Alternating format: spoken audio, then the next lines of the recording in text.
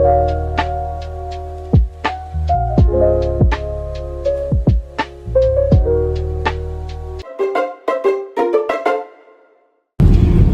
ini saya ditemani oleh kedua orang tua saya akan pergi ke daerah namanya itu Muncak Kabau. Itu berada di Kabupaten Ogan Komering Ulu Timur, dan kita akan melihat adanya makam Pangeran Peranpati. Dan saya ditemani oleh kedua orang tua saya, ada ibu saya dan ada bapak saya. Nah teman-teman, perjalanan dari Gumawang hingga ke Muncak Kabau kira-kira memakan waktu sekitar 45 menit. Sebentar. Sebelum ke videonya, ayo kita kenalan dulu. Nah, perkenalkan, nama aku Ika Ratna Putri dengan NIM 0602 11 82 32 8009. Aku mahasiswa semester 4 Program Studi Pendidikan Bahasa dan Sastra Indonesia, Universitas Sriwijaya. Nah, jadi di video kali ini aku akan membahas mengenai sebuah kisah. Nah, kisah ini berasal dari Ogan Komering Ulu Timur. Judul dari kisah ini adalah Keserakahan Membawa Kesengsaraan, Kisah Pangeran Peranpati. Perkenalan kan sudah. Kalau begitu, kita langsung saja ke videonya.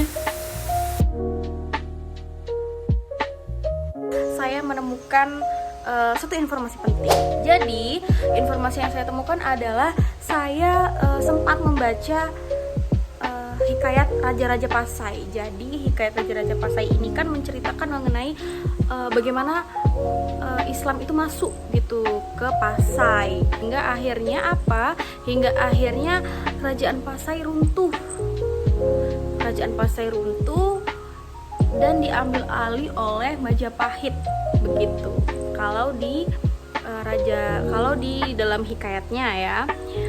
Lalu informasi apa yang saya temukan, yaitu walaupun ini pada hikayat Raja-Raja Pasai, tapi ini tidak hanya membahas mengenai Raja-Raja Pasai, tetapi juga membahas sedikit mengenai Majapahit pada saat itu. Jadi diceritakan bahwa Majapahit itu sangat kuat ya pada masa itu, karena sedang berjaya sekali, sedang menguasai beberapa wilayah, sedang ada penaklukan wilayah oleh patih Majapahit yang diperintahkan oleh Sang Nata Majapahit, begitu. Lalu hingga suatu hari ada perintah di mana Sang Nata Majapahit ini memerintahkan patih gitu, patihnya untuk datang ke wilayah Perca namanya.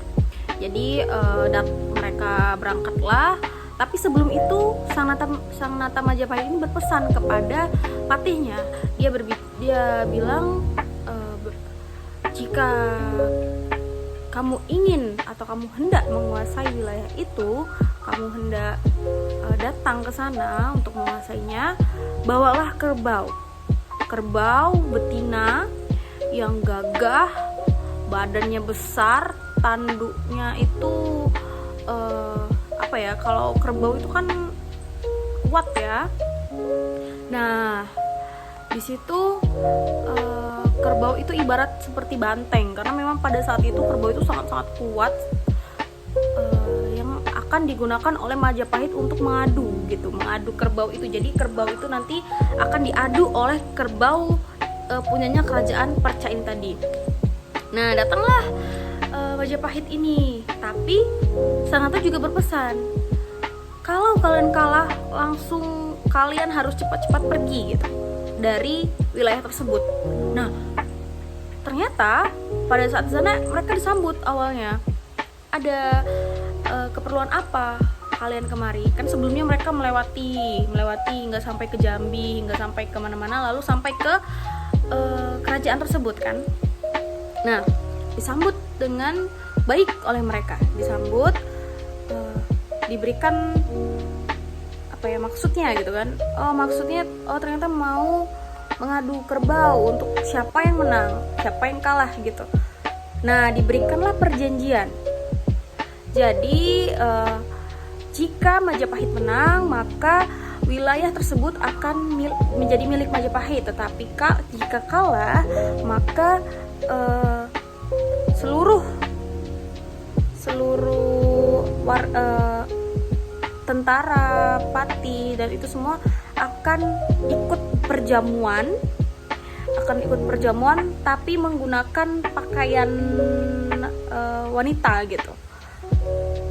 Ibaratnya dipermalukan pada saat itu. Setuju Majapahit, setuju juga kerajaan Perca ini. Lalu datanglah hari di mana mereka tiba. Karena awalnya kerajaan Perca ini tidak memiliki kerbau yang cukup jantan ya, kerbau yang cukup hebat untuk diadu gitu. Akhirnya apa? Mereka menggunakan kerbau anakan. Tetapi ia sudah tumbuh tanduk.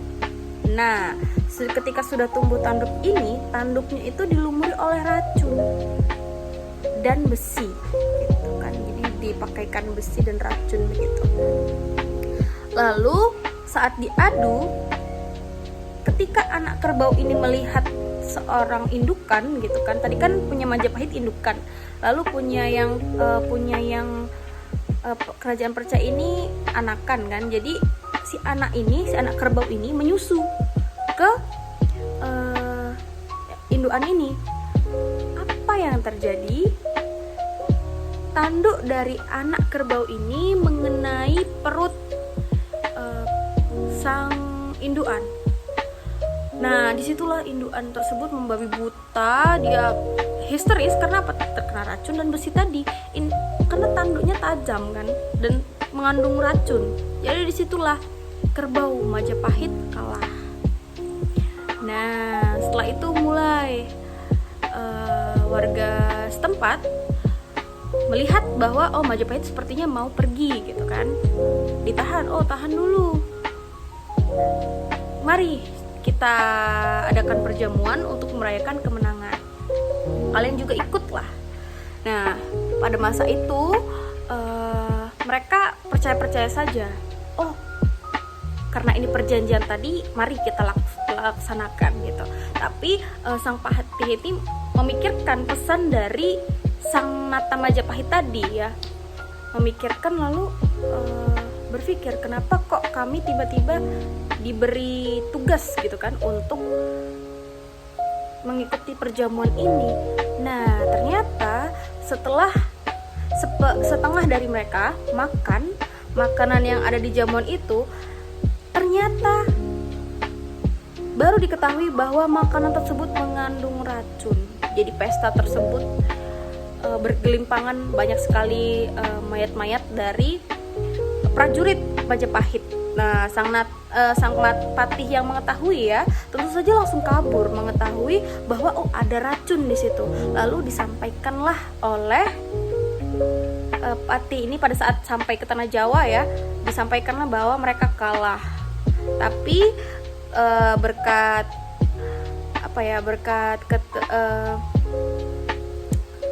itulah sang Patih ini berhasil menyelamatkan diri. Jadi tidak berhasil menguasai wilayah Perca, tapi berhasil menyelamatkan diri begitu.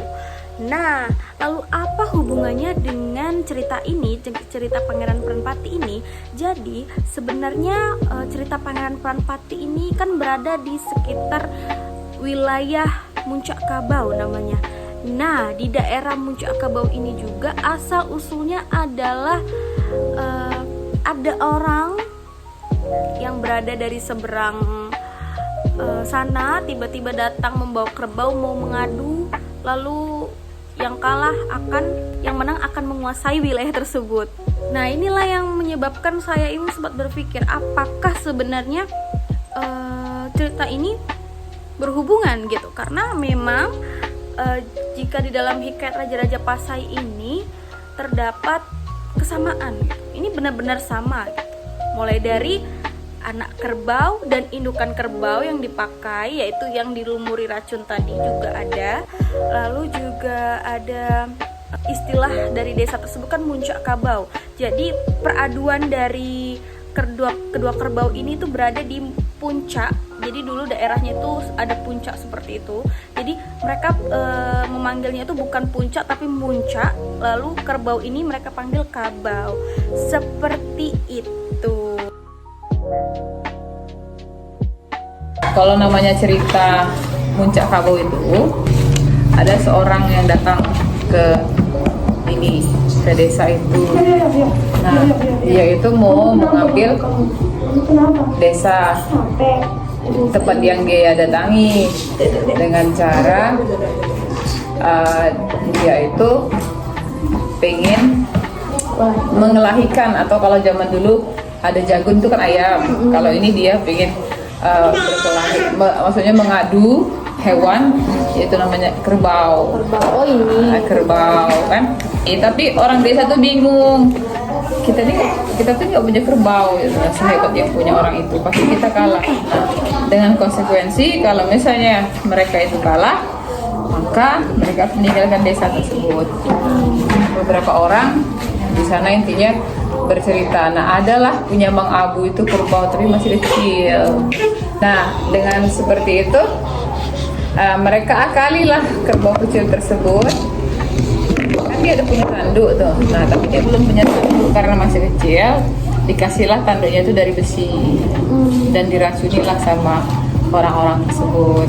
Nah ketika sudah pada waktunya, dia adulah antara kerbau kecil itu dengan kerbau yang besar yang datang orang asing tersebut yang akhirnya menguasai. Nah, karena kerbaunya itu masih kecil, jadi kirainnya induknya yang besar tadi. Jadi dia mau cari, masih kecil kan masih nyusul tuh si kerbau tersebut. Nyusullah dia sama induknya kirainnya, karena si tanduknya itu sudah punya racun segala macam. Terlukalah si kerbau besar tersebut. Dengan terlukanya karena racun itu, tanpa perlawanan banyak, kalahlah kerbau tersebut. Mereka itu dari sebenarnya dari kerajaan sana ya, kerajaan kalau nggak salah Bengkulu. Nah, jadi mereka ini sudah dikasih jatah masing-masing tanah sama ayahnya, tapi karena keserakahan kakaknya ini, akhirnya mereka ini pindahlah dari sana. Sampai di sana mereka pindah, nah stoplah di pinggir Sungai Komering di sana.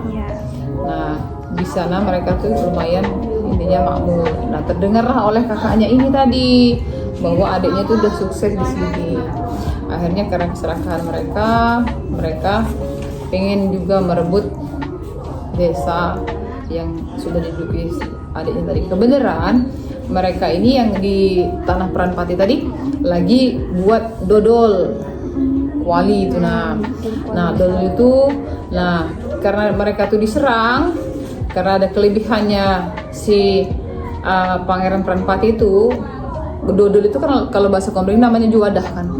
Nah diubahlah dengan keahlian dia, jadilah pedang, jadilah bambu runcing. Akhirnya melawanlah si Pangeran Peranpati tersebut, makalah kalahlah kakak iparnya, terus lalu pulanglah. Nah batu itu kalau konon ceritanya itu adalah wali atau bekas juwadah yang tadi, itu namanya Peranpati tadi. Jadi kalau misal diangkat, kalau saya punya hajat gitu ya, itu terkabul. Kalau ada mitosnya seperti itu, misalnya situ berniat jadi apa, Bismillahirrahmanirrahim. Konon katanya batu tuh bisa terangkat. Setelah terangkat turun lagi. Tapi kalau misalnya tidak, beratnya nauzubillah, yang namanya batu. Batunya besar loh mbak. Kalau situ nggak mau datang, boleh dari sana. Ada terlihat? Ada wujudnya.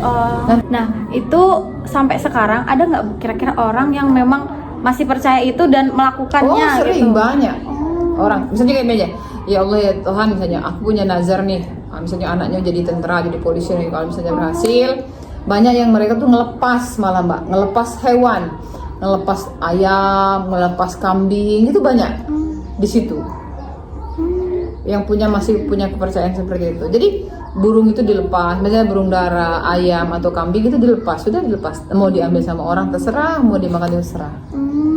Itu di situ, di Pangeran Peranpati.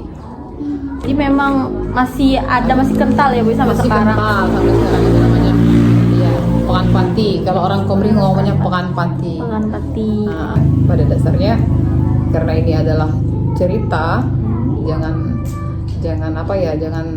marah ketika oh ini salah, namanya juga ada pembaharuan dan cerita juga dari mulut ke mulut, ada yang berkurang, ada yang berlebihan.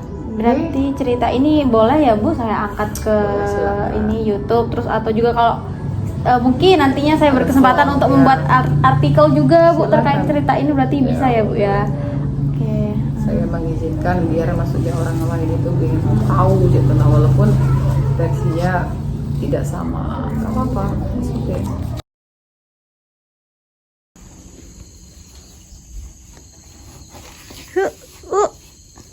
Bisa.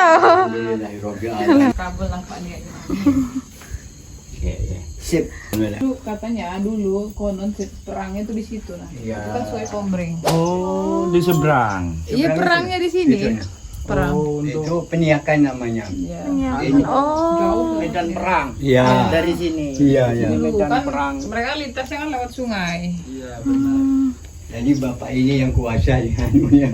Jadi anunya ya ajudan ini. Tahun berapa ini, Pak? Wih, sebelum Tak ini takut udah yo. peka. Sebelum Ini- ada minyak kapal. Iya, sebelum ada puncak kabau. Bismillahirrahmanirrahim.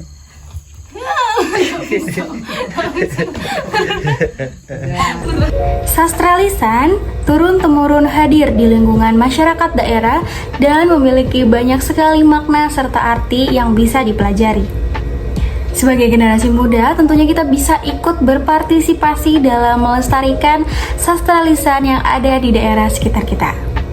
Karena hidup di daerah bermasyarakat tentu menjadi salah satu kebanggaan bagi kita, apalagi jika di daerah kita masih kental dengan adanya adat istiadat. Maka dari itu, kita sebagai generasi muda tentunya harus ikut serta dalam berpartisipasi, mengenal serta mengetahui dari mana kita berasal. Melalui sastra lisan juga, kita bisa mengetahui nilai-nilai yang terkandung di dalamnya. Hari itu, saya berkesempatan untuk mengunjungi makam Pangeran Peranpati. Saya juga sudah melihat bagaimana situasi dari makam tersebut. Sastra lisan turun-temurun hadir di lingkungan masyarakat daerah dan memiliki banyak sekali makna serta arti yang bisa dipelajari. Sebagai generasi muda, tentunya kita bisa ikut berpartisipasi dalam melestarikan sastra lisan yang ada di daerah sekitar kita. Karena hidup di daerah bermasyarakat tentu menjadi salah satu kebanggaan bagi kita, apalagi jika di daerah kita masih kental dengan adanya adat istiadat. Maka dari itu, kita sebagai generasi muda tentunya harus ikut serta dalam berpartisipasi, mengenal serta mengetahui dari mana kita berasal. Melalui sastra lisan juga, kita bisa mengetahui nilai-nilai yang terkandung di dalamnya. Hari itu, saya berkesempatan untuk mengunjungi makam Pangeran Peranpati. Saya juga sudah melihat bagaimana situasi dari makam tersebut. Saya juga berkesempatan untuk mengangkat batu yang konon katanya adalah dodol.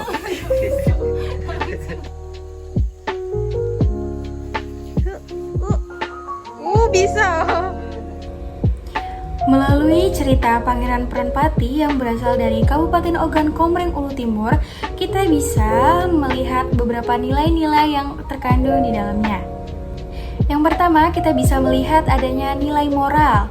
Nah, nilai moral yang terkandung di dalam cerita Pangeran Peranpati ini tentu bisa kita lihat dari kebijaksanaan sifat Pangeran Peranpati ini. Walaupun Pangeran Peranpati ini adalah seorang bangsawan, tetapi ia tidak pernah memandang bahwa masyarakat di sekitarnya itu memiliki kedudukan yang berbeda. Justru Pangeran Peranpati merasa sangat berterima kasih kepada warga desa karena sudah memberikan dukungan untuknya tinggal bersama. Tetapi pada kisah ini kita juga belajar bahwa keserakahan akan membawa malapetaka. Kesombongan serta keserakahan yang dimiliki oleh kakak Pangeran Peranpati tentu tidak bisa kita contoh. Sebab keserakahan serta kesombongan yang dimiliki akan membawa kita kepada hal-hal yang mungkin saja lebih buruk ke depannya. Bersikap rendah hati serta bisa membuat kita hidup lebih tenang dan damai. Yang kedua ada nilai religius. Nah, pada kisah Pangeran Pernpati ini kita diajarkan untuk selalu bersyukur. Jika sudah diberikan rezeki seperti apa yang sudah diberikan, kita tidak boleh serakah dan harus selalu menerima apa yang diberikan kepada kita. Yang ketiga ada nilai sejarah. Nah, dengan mempelajari kisah ini, kita bisa mengerti sejarah apa yang sudah terjadi, serta kita juga bisa mengenalkan kepada anak cucu kita bagaimana kisah mengenai Pangeran Pernpati ini. Sehingga ini bisa menjadi salah satu upaya kita untuk melestarikannya. Yang keempat ada nilai sosial. Nah, nilai sosial di sini bisa dipelajari oleh masyarakat, teman-teman. Karena pada kisah ini kita bisa mempelajari pentingnya menjaga kerukunan, keharmonisan, serta hubungan yang baik antar sesama masyarakat. Seperti yang dikisahkan pada cerita ini, bahwa jika terjadi kekacauan, maka warga desa bisa bergotong royong dan saling menjaga seperti itu ya, supaya kekacauan tersebut tidak terjadi. Yang terakhir ada nilai budaya. Nah, bisa dilihat dari adanya kisah ini, para warga di daerah desa Muncak Kabau ini masih melestarikan serta mengenang Pangeran Pernpati ini. Bisa dilihat jika sekarang ini masih banyak warga desa dari daerah Muncak Kabau ini yang masih melestarikan adat yang ada. Nah, lalu bagaimana cara kita atau upaya kita dalam melestarikan sastra lisan yang ada seperti cerita Pangeran Pernpati ini? Yang pertama yang bisa kita lakukan adalah terus mempelajari serta mengenal nilai-nilai yang ada di dalam kisah ini, karena ini juga bisa menjadi pelajaran bagi kita ke depannya. Nah, dengan cara tersebut ini sudah termasuk ke dalam upaya melestarikan sastra lisan, yaitu kisah Pangeran Pernpati ini. Hal kedua yang bisa kita lakukan adalah menjaga kebersihan daerah sekitar makam Pangeran Pernpati. Hal ini dilakukan sebagai bentuk upaya melestarikan lingkungan sekitar makam Pangeran Pernpati. Jika lingkungan makam bersih dan nyaman untuk dikunjungi, maka para warga juga semakin mudah mengakses tempat tersebut. Selain itu juga sayang jika makam Pangeran Pernpati dibiarkan tidak terawat, karena akan merusak daerah sekitar makam. Itulah tadi kisah legendaris dari daerah Oku Timur. Nah, pada masa ini di daerah Oku Timur itu sering terjadi kebingungan. Karena apa? Karena cerita-cerita seperti ini jarang sekali diketahui oleh warga. Apalagi kebanyakan yang tahu itu hanya warga di daerah sekitar. Maka dari itu, ini salah satu bentuk upaya yang bisa saya lakukan untuk melestarikan kisah dari Pangeran Pernpati ini. Dan tentunya melalui hal inilah kita sebagai generasi muda bisa ikut melestarikan kisah-kisah yang ada di daerah sekitar kita, yang tentunya siapa tahu ada yang belum mengetahuinya. Maka melalui kisah tersebut kita bisa ikut melestarikan serta menghormati jasa para leluhur yang sudah mendahului kita. Saya ucapkan terima kasih kepada Ibu Jelita selaku narasumber yang sudah meluangkan waktu serta menceritakan kepada kita semua bagaimana kisah Pangeran Pernpati ini, sehingga kita semua bisa mendengar serta mengetahuinya. Saya akhiri. Wassalamualaikum warahmatullahi wabarakatuh.